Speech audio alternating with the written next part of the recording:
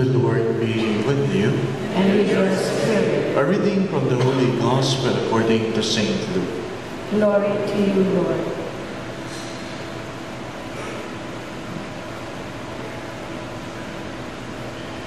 As Jesus and his disciples were proceeding on their journey, someone said to him, "I will follow you wherever you go."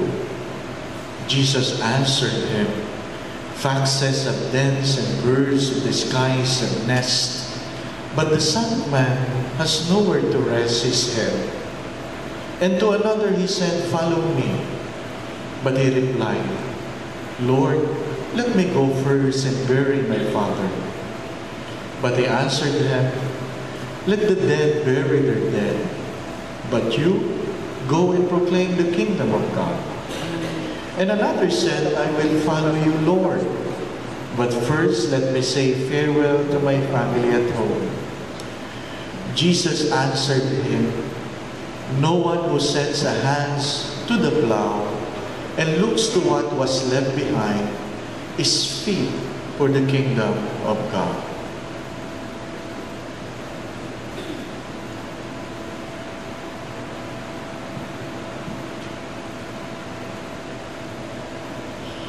My brothers and sisters, the good news of our salvation. Praise to you, Lord Jesus Christ.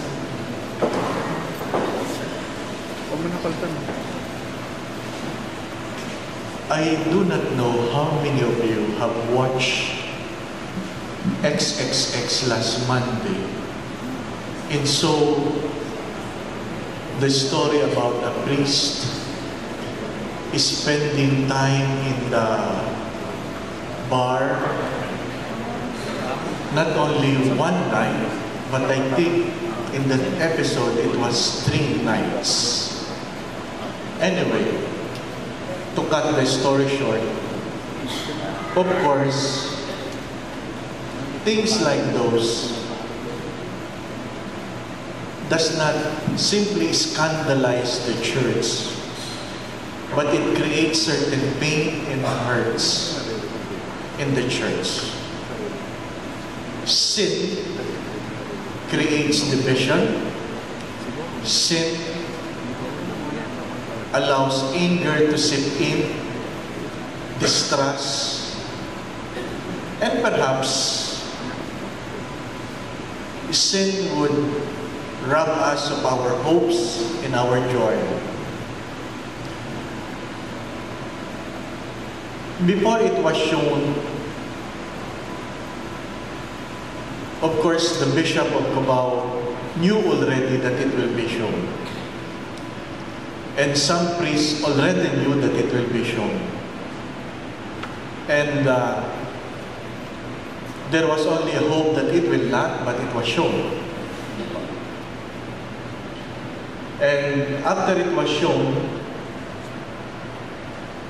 texts came in, there were questions, there were a lot of comments, and suddenly my phone rang, and a priest calling me, crying at the other end. What can I do? I simply listened. And later on I realized he was tasked to take the parish.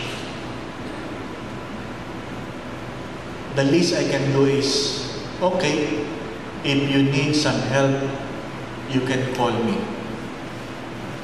But what can we really do?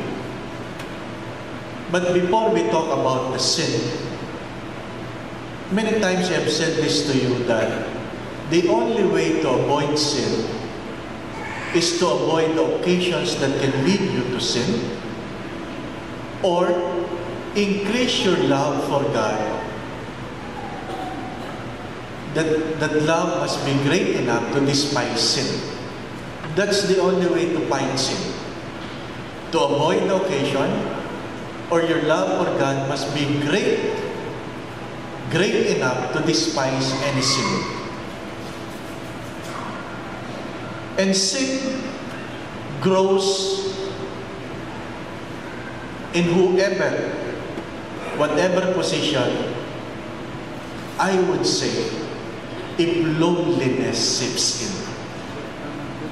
Please take note. If loneliness seeps in. Pag ikaw ay nagsimulang malungkot, nagiging, sabi nga, taniman na ang puso mo ng kung ano-anong kasalanan na lalago at mamumunga pagdating ng araw.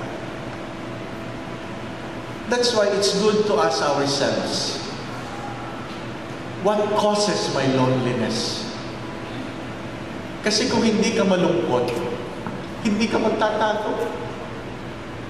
Kung hindi ka malungkot, hindi ka maghahanap ng aliw. Hindi po ba? Tingnan nyo sa buhay mag-asawa. Kung hindi malungkot ang relasyon mag-asawa, maghahanap ba yan ng kalaguyo? Hindi. Hindi. Kung malaki ang iyong pagmamahal sa iyong misis o mister, maghahanap ka ba ng ibang tao mamahalin? Hindi. Pero pag ikaw ay malungkot, maghahanap ka ng ikasasaya. Akalain mo ang sugal, maaring alak, maaring babae, ang magdulot sa'yo ng kasayahan. Pero kahit kailan, hindi nito kayang, sabi nga ay, alisin ang kalungkutan na meron ka sa iyong puso. And many times I've said this also, that to be happy is a choice. You are lonely because you decided to be lonely. You are lonely because you decided to be lonely. And please take note, to be alone and to be lonely is not synonymous. It doesn't mean when you are alone, you are lonely. And it doesn't mean when you are in the crowd, you are happy. Kung hindi po synonymous yung pagiging mag-isa at pagiging malungkutin, ibig sabihin, hindi rin synonymous yung ikaw ay nasa maraming tao at ikaw ay masayahin. Hindi rin. Kaya nga sinasabi ko po sa inyo, hindi lahat ng malakas tumawa ay masayahin. Yung iba ay tinatago ang lungkot sa lakas ng tawa. Kaya nga po magandang suriin ang ating mga sarili. Sapagkat napakadali po tumingin sa iba at magsabing, ay, oo nga. Pero magandang itanong, ako kaya? Masaya kaya ako sa piling ng Diyos? Masaya kaya ako sa piling ng Diyos? Kaya nga, sa gitna ng napakalaking grupo, dahil merong nalulungkot, nagkakahiwa-hiwalay. Magandang itanong ito, mga minamahal na mga kapatid. Kung inyo po titingnan ang mga pagbasa ng isang linggo, isang paanyaya na suriin po natin ang ating mga sarili, patuloy nating tanungin kung bakit ko ba ginagawa ang aking ginagawa. Hindi po ba? Bakit ko po ba talaga ginagawa? Hindi lamang iniiwasan natin ang mali, ang hamon ay gumawa ng tama. Pero mas ang hamon ay pinalago at pinalalim kung saan sinasabi ng Diyos, hindi sapat na gumagawa tayo ng tama, kundi dapat tama ang dahilan. It is not enough that we avoid wrong. We must be doing something good. But it is not enough that we do what is good. We must do something good with the right reason. Tama rin dapat ang dahilan. Kaya nga po, sinasabi ko doon sa mga nagsimba ng isang linggo, hindi lahat ng batang pupunta sa school nag-aaral. Yung iba pumapasok lang. At hindi lahat ng pumapasok nag-aaral. Hindi po ba? Kaya mga magulang na narito, suriin ninyo yung mga anak. Yan ba'y nag-aaral o pumapasok lang? Kasi Kung hindi po niyo tinatanong kung anong pinag-aralan, o anong natutunan mo ngayon. Kung walang natutunan niya sa araw na ito, ibig sabihin hindi yan nag-aaral. Pumasok lang yan. Hindi po ba? At hindi rin lahat, sabi nga ng graduate, nag-uwi ng pinag-aralan. Diploma lang ang iba. Kaya nga po, hindi lahat ng may diploma, may pinag-aralan. Hindi po ba? Yung iba namumulekta lang talaga ng diploma. Ang daming diploma, pero walang trabaho. Bakit? Diploma lang na iuwi. Kaya nga sabi, tama ka, Father. Kanina, ito ba namang isang babae? Postura, bihis na bihis, ang yaman-yaman. Kung makapagbunga nga, gano'n na lang. Di ba? So mag-iingat din kayo. Hindi rin lahat na nakapostura, tama ang isip. Hindi po ba? Ito po'y nag-aanyaya sa atin. Ito po'y nag-aanyaya sa atin. Kaya nga po, sabi ko nga, kung hindi lahat na nag-aaral, nag-uwi ng pinag-aralan, hindi rin lahat na pumapasok sa opisina nagtatrabaho. Hindi po ba? Yung iba nag-aantay lang ng sahod. Hindi po ba? Hindi lahat na pumapasok sa opisina nagtatrabaho. Nag-uubos lang ng oras at nag-aantay lang ng sahod. Mananabi ako, ha? Di ba? Nagmamadali silang habulin ng alas 8 kasi hindi pwedeng mali. Ano po? Ita-time in sa computer nila kung saan man. Pero pag na-time in na, babagal na uli ang kilos nila. At ang kaunahan nilang gagawin ay magpupunta sa CR. Dati babae lang ito. Ngayon pati lalaki na. Nagre-retoke na ng kung ano-ano na hindi naman mababago. Hindi po ba?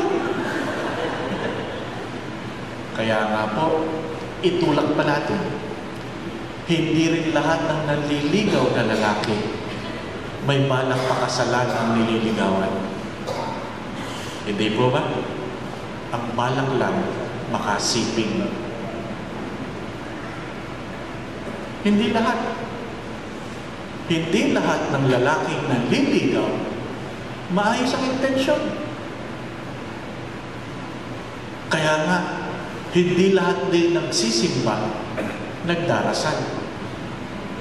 Yung iba nagdurukot. Di po ba? Kaya nga sa ibang simbahan nakalagay, ingatan po ninyo ang inyong gamit. Baka akala nila ito ang sagot sa kanilang mga panalangin. Ibig sabihin, mga taong nag-aantay lang ng may malilingat. Hindi po ba? At uuwi tayo sa isang puntong hindi lahat na nagmimisa banal. Hindi lahat na nagmimisa banal. Hindi lahat na magaling magsalita sa pulpito banal. Hindi lahat ng hinahangaan mo sa altar banal. Ibig ko sabihin, walang sinisino ang kasalanan. Walang sinisino ang demonyo. Kaya nga po, kung walang pinipili ang demonyo, hindi ba dapat maganyaya ito sa aking sarili na lalong magdasal, lalong suriin ang aking mga pananaw sa buhay, lalong ilayo ang aking sarili sa mga bagay na maaaring magdala sa akin sa kasalanan. At higit sa lahat, mapalalim ko ang aking pagmamahal sa Diyos. Sayang lang po ang pagkikita-kita natin sa prayer meeting, sa misang ganito, kung hindi lumalago ang ating pagmamahal sa Diyos. Anong sabi sa Ebanghelyo? Merong mga taong gustong maglingkod sa Diyos, pero kay daming dahilan para magpatuloy. Yung iba, alam nilang tinawag na sila, pero hindi sila makapitaw sa kanilang kahapon. Palagi ko po ito sinasabi sa mga may asawa. Maging matagal na o bagong kasal. Ano yun? The number one culprit of a married life is the inability for the couple to let go of their single life. Kaya naghihiwalay ang mga mag-asawa, hindi dahil mahirap, hindi dahil kaya nilang magmahal, kundi hindi kayang bitawan ang buhay dalaga at binata. Kami po mga pari, hindi kami binata. At kahit kailan, huwag niyong ituturing ang sino mang pari na binata. Hindi kami binata. Kasal kami sa simbahan.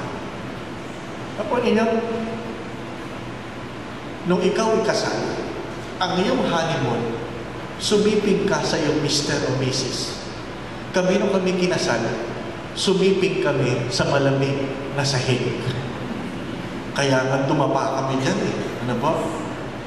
Si Bishop Sok, ayaw niyang wawalisin ang sahig sa panahon ng ordination. Bakit? Gusto niyang ang mukha namin namumudmud sa alikabok para alam mong ikaw ay galing sa putik. At kung hindi ka magpapakaputik, baka mauwi ka sa putik. Kay gandang paalala, hindi po ba?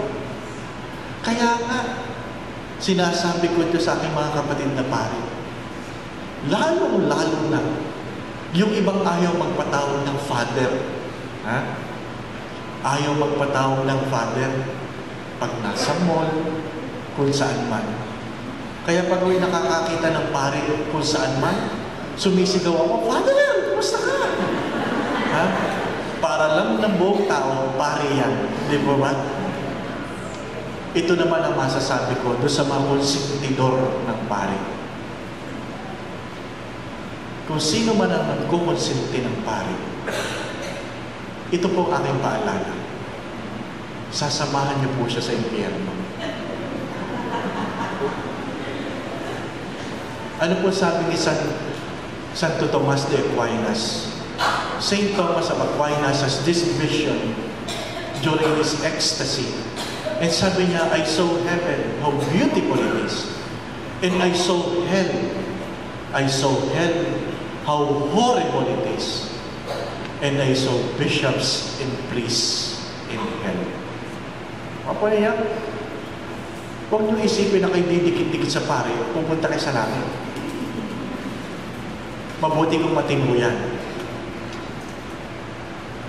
Ay kung hindi, magsasama kayo sa smoking area.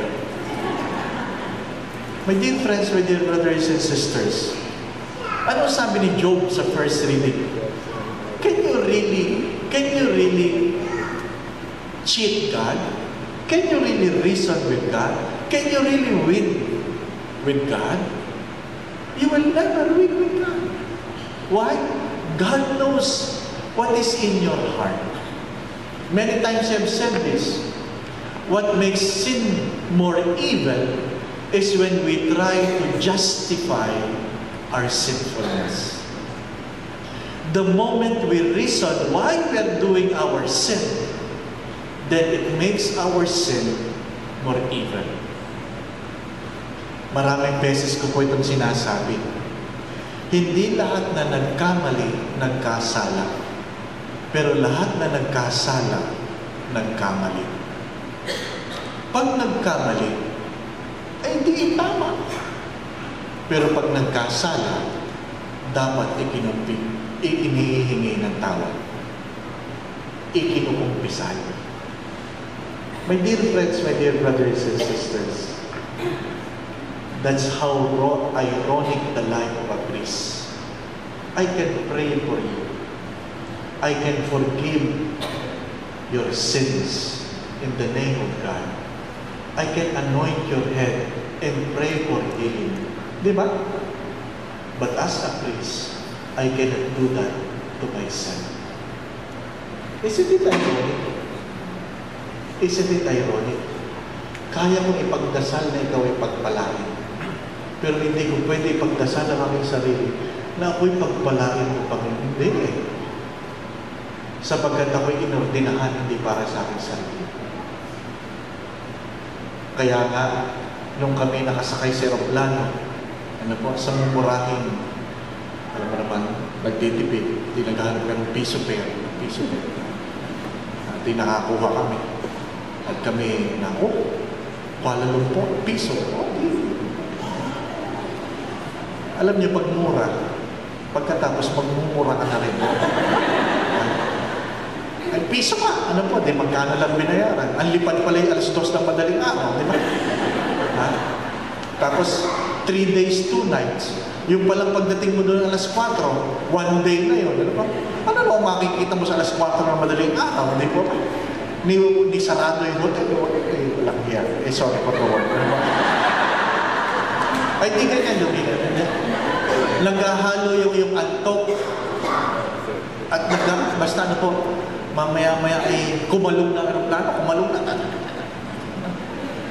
Kaya sabi nung kasama kong pare, yan ang napala natin. Mura, kumakalong na aeroplano.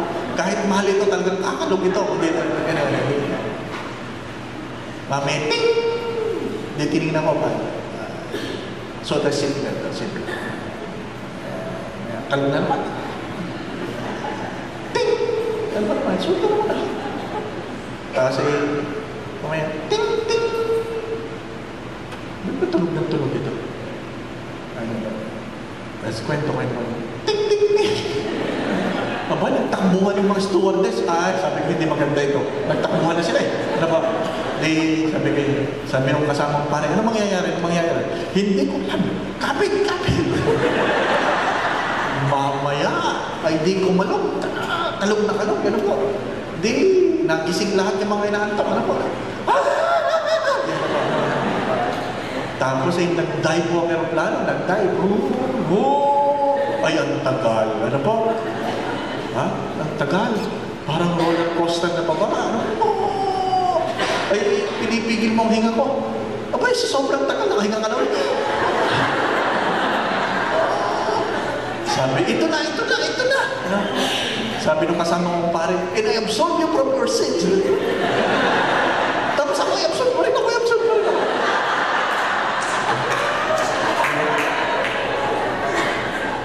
Hindi ko kayang i-absolve na sarili ko. Apo niya, kaya huwag kayong magsasama. Kahit obispo yan. Hindi niya kayang i-absolve ang sarili niya. Apo niya, at ano sabi dito? Pag ikaw ay accomplice sa kasalanan, you cannot even absolve the person that is an accomplice to your own sinfulness. Ako po niya. Magkasama kayo ni Father, kayo may kalokohan. Sasabihin mo, Father, hindi mo pwedeng i-absolve ang sarili mo, pero ako pwede mo ko i-absolve. Hindi rin. Kaya nga, mga minamahal na mga kapatid, alam ng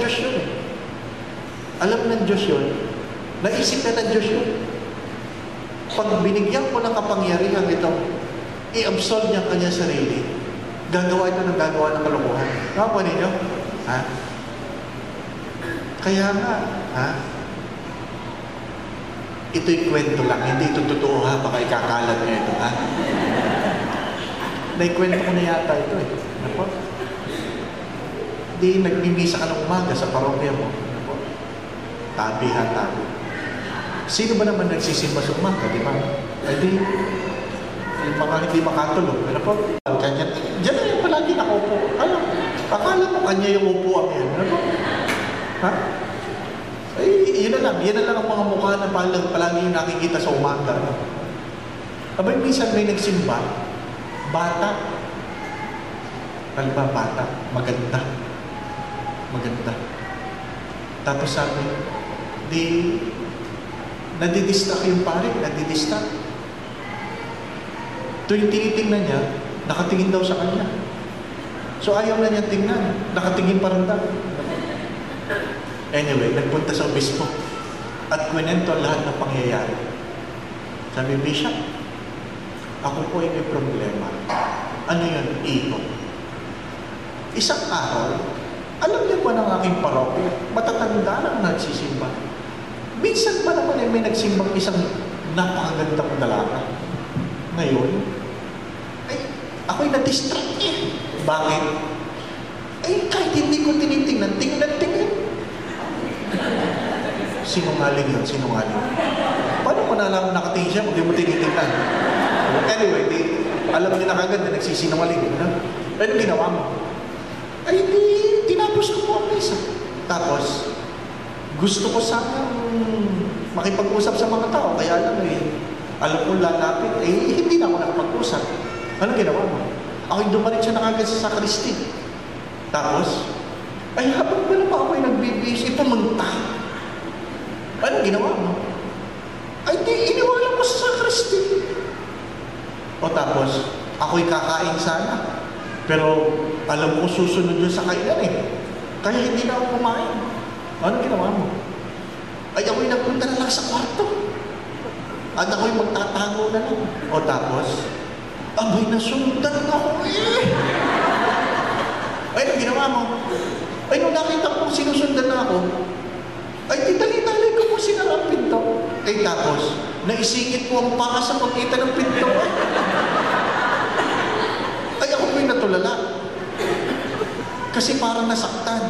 Ay di binuksan ko. O tapos, aba, inamalayang ko'y nakapasok na ba siya? Tapos, at siya nagsara ng pinto. Tapos, ay naghubad. Tapos, ay di ako'y nagdasal na lang. Ano nangyari? Ayun nga po itatanong ko sa inyo, Bishop. Kung sa inyo po mangyayari ito, ano pong gagawin ninyo? Sabi na ng obispo, katulad ng ginawa mo. Magsisinungaling na rin. Pinapatawa ko lang kayo. Pero sa totoo lang, if you are the one doing right, you know who are the one doing wrong. Di ba ba? Kung ikaw ang gumagawa ng tama, alam mo kung sino ang mga gumagawa ng mali. Pero kung ikaw na ang gumagawa ng mali, hindi mo na namamalayan kung sino ang gumagawa ng tama. At ang malungkot na kwentong ito, ginagawan mo na ng dahilan kung bakit mali ang iyong ginagawa.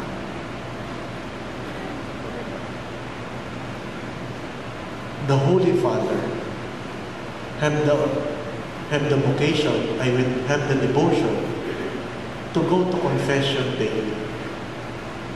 Why? Because he knows he commits sin. Tayo pa kaya? My dear friends, my dear brothers and sisters, please pray for one another.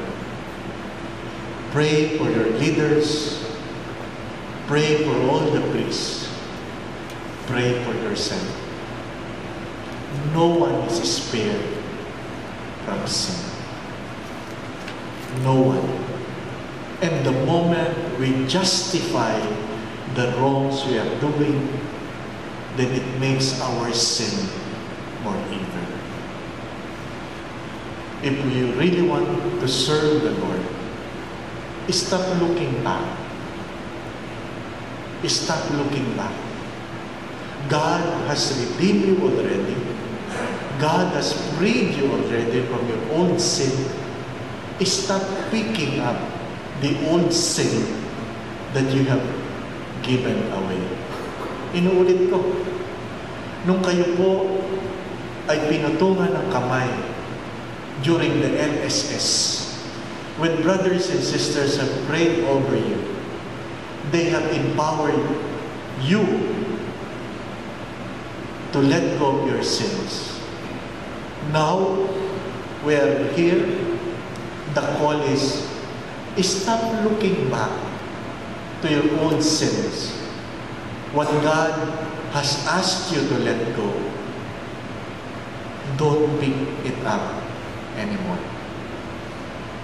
Kung ano man ang pinabitawan sa iyo ng Diyos noon, huwag nyo nang tingnan ulit at damputin. Dahil alam ng Diyos na kapag pinabitawan niya sa inyo yan, meron siyang nakalaang mas mabuti para sa inyo. Meron lang tayong dalawang kamay.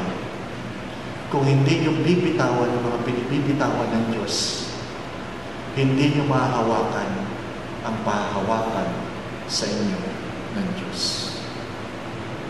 I assure you, there is so much ahead if you're willing to let go of what God has asked you to let go.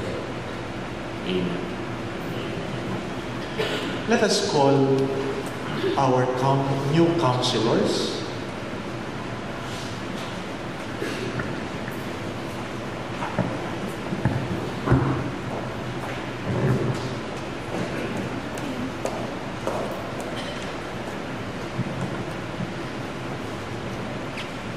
We would like to call for the installation rites the following counselors.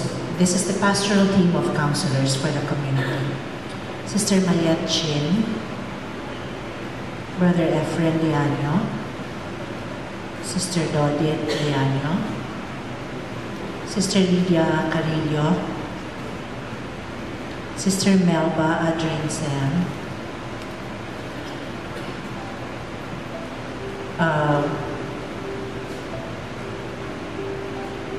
Brother Henry Villar, Sister Ellen Castillo, Sister Aurine Francisco. We would have been joined by Brother Leo and Sister Ina Kiambao, but they have just recently had a baby, so they're not here with us tonight. And Sister Pempe and I are joining the counselors team.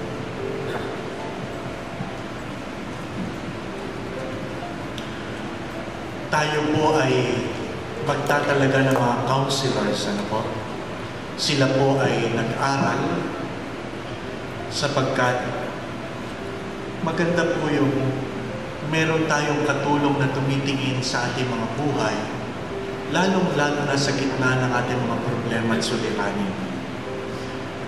Ang trabaho po ng counselor ay hindi mag-solve ng inyong problema, kundi gabayan ang sino mang may problema, ang may suliranin, lalong-lalo na sa relasyon ng bawat isa sa atin, upang makita po natin ang ating kalalagayan ayon sa paningin ng Diyos. Kung kayo po ay magbubukas sa kanila, ang una po nilang tungkulin, manunumpa po sila at nanumpa po sila sa Diyos with the vow of confidentiality. Ano man ang sasabihin niyo sa kanila ay hindi nila pwedeng sabihin kahit kanino. Sila po ay nag-aral at minsan inimbitahan ko po si Alex. Alam ko po si Alex ay nagsalita sa inyo.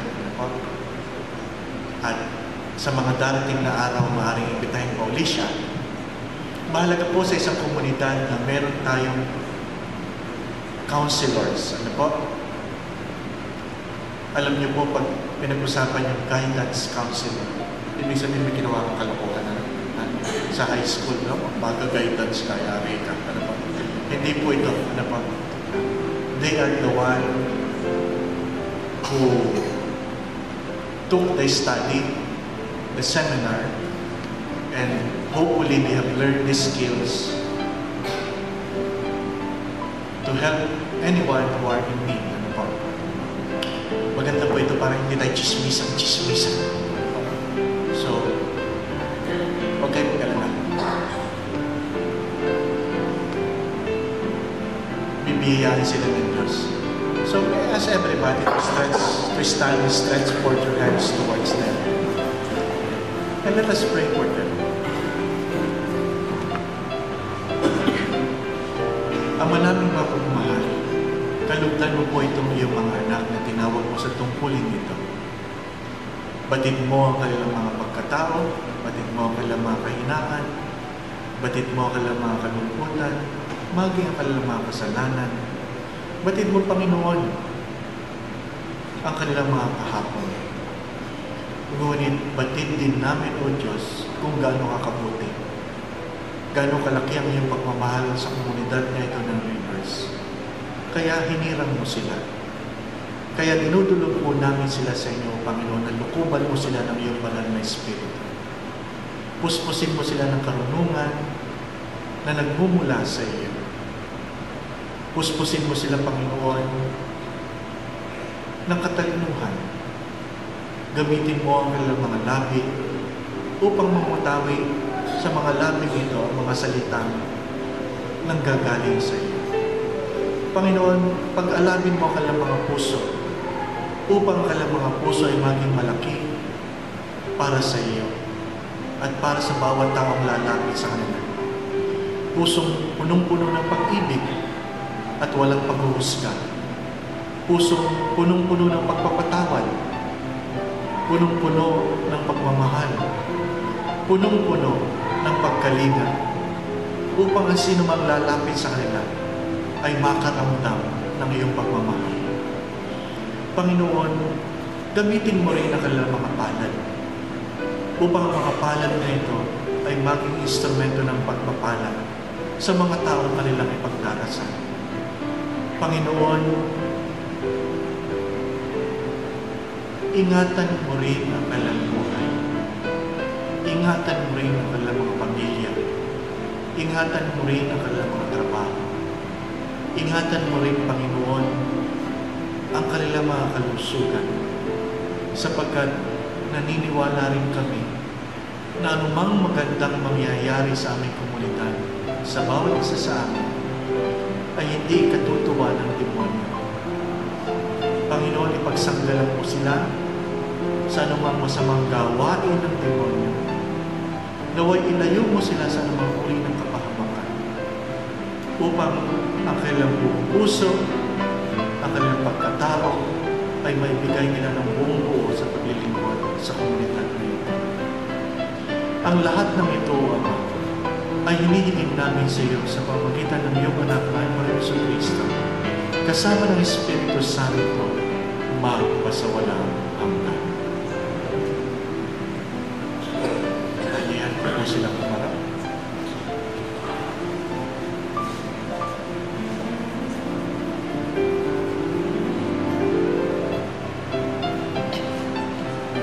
Sabihin po niyo sa harapan ng sambayanan, ako, anyong pangalan, nangangako ng buong puso na anuman ang aking maririnig, anuman ang aking malalaman tungkol sa buhay ng aming mga kapatid, ay pinapangako ko na ililihim ito sa aking sarili. Nangangako ako na daragdagan ko ang mga oras na aking panalangin upang mapagtibay ako ng Diyos, mapag-alam ng Diyos ang aking puso, mapalalim ng Diyos ang aking pananampalataya, at mapalago ako sa gawain ito. Ang lahat na ito ay pinapangako ko at hinihiling sa Amang mapagmahal sa pamamagitan ng ating Panginoong Hesus Kristo. Amen. Inaharap ko po muli sa inyo at sa pagbigay ng ating mga palakpak, palapagdaan natin ang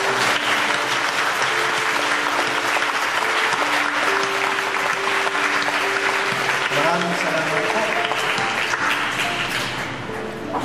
Pwede na kayong pumilang maya-maya at sabihin niyo ang problema. Huwag kayong mangungutang na hindi yan pawatangan, ha? Baka akala nyo, pawatangan ito. Hindi po. Anyway, meron bang installation ng lector?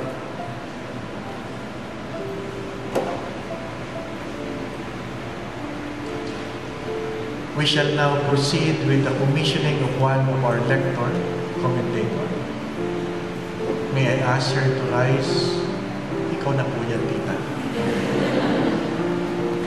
Are you resolved to undertake the office of lector's commentator for the service and growth of the church? Are you resolved to deliver the Word of God with utmost care and reverence? Are you resolved to live the Christian life, to give good example and take your faith more seriously?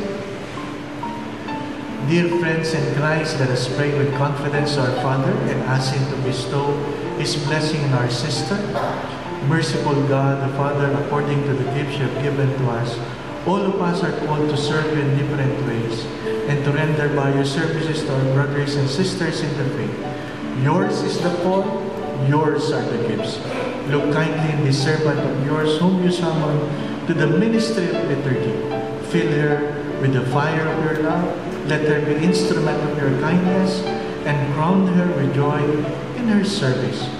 Let her faith shine out so that warmth of her friendliness will be a sign of your love to all of us. All this we ask through Christ our Lord. May you be blessed in your service you render. I pray that you will be always happy. In the name of the Father, and of the Son, and of the Holy Spirit.